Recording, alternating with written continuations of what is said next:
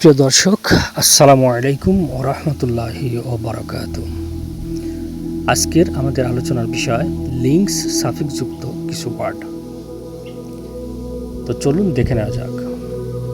Link কোনো word রুটের শেষে যদি যুক্ত থাকে তাহলে সাধারণত কোনো ছোট বাচ্চা বা অপরিণত কোনো রূপ বা ভালোবাসার কোনো বস্তুকে বোঝায়। তো আমরা কিছু উদাহরণের মাধ্যমে দেখে নিই। চলুন দেখে নেওয়া যাক। ডাক শব্দের অর্থ পাতিহাঁস, কিন্তু ডাকলিং শব্দের অর্থ পাতিহাঁসের বাচ্চা।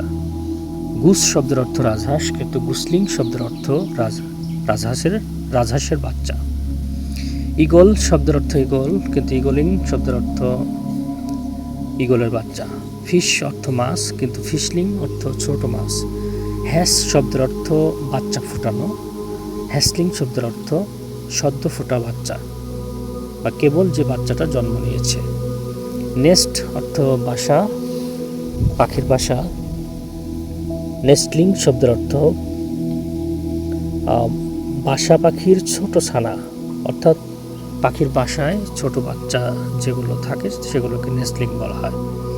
ফ্লেজ শব্দের অর্থ উড়া, কিন্তু ফ্লেজলিং শব্দের অর্থ যে পাখিটা কেবল উঠতে শিখেছে।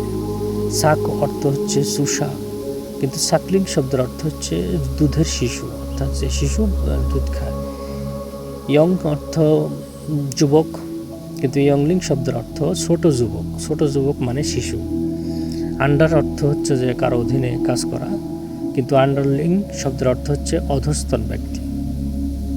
ফাউন্ড শব্দের অর্থ পাওয়া, অর্থাৎ পড়ে পাওয়া কোনো কিছু, কিন্তু ফাউন্ডিং শব্দের অর্থ হচ্ছে এমন শিশু যে শিশুকে রাস্তায় বা কোথাও পড়ে পাওয়া গেছে, অর্থাৎ পরিত্যক্ত শিশু, যে শিশুকে তার মা বাবা রাস্তায় বা কোথাও ফেলে রেখে গিয়েছে। হায়ার শব্দের অর্থ হচ্ছে ভাড়া করা, কিন্তু হায়ারলিং শব্দের অর্থ ভাড়াটে কর্মী, যাকে ভাড়া করা হয়েছে। সেন্স শব্দের অর্থ পরিবর্তন করা, কিন্তু সেন্সলিং শব্দের অর্থ বদলে দেওয়া শিশু।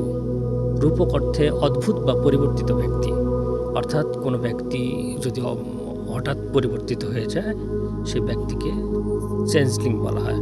আবার কোনো শিশু পরিবর্তিত যদি হয়ে যায়, কোনো শিশু যেমন অনেক সময় আরেকটা শিশুর প্রভাবে বা অন্য কোনো পরিবেশের প্রভাবে শিশুর মাইন্ড চেঞ্জ হয়ে যায়, সেক্ষেত্রে তাকেও চেঞ্জলিং বলা হবে। নেক্সট আমাদের শব্দ হচ্ছে প্রিন্স শব্দের অর্থ রাজপুত্র, কিন্তু প্রিন্সলিং শব্দের অর্থ ছোট রাজপুত্র, অর্থাৎ রাজপরিবারের তরুণ সদস্য। এরপরে আসছে আমাদের আর্থ অর্থ পৃথিবী, কিন্তু আর্থলিং শব্দের অর্থ পৃথিবীর অধিবাসী। এখানে একটা গুরুত্বপূর্ণ বিষয় আছে যে আর্থিং বা আর্থলিং ওটা আলাদা শব্দ, সেটার সঙ্গে কিন্তু গোলানো যাবে না।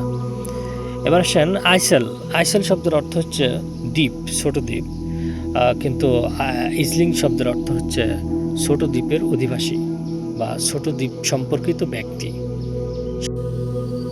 একটি বোনাস আপনাদের জন্য।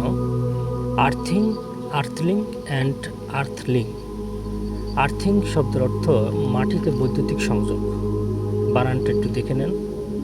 আর আর্থলিংক এটা হচ্ছে একটা ইন্টারনেট কোম্পানির নাম, আর আর্থলিং এটা হচ্ছে পৃথিবীবাসী। স্টার্লিং এবং স্টারলেট এই দুটি শব্দের মধ্যে পার্থক্য কী, এটা আপনাদের জন্য আপনারা আমাকে জানিয়ে দিবেন। তো ধন্যবাদ সবাইকে। আজকের মতো আলোচনা এখানেই সমাপ্তি। আসসালামু আলাইকুম ওয়া রাহমাতুল্লাহ।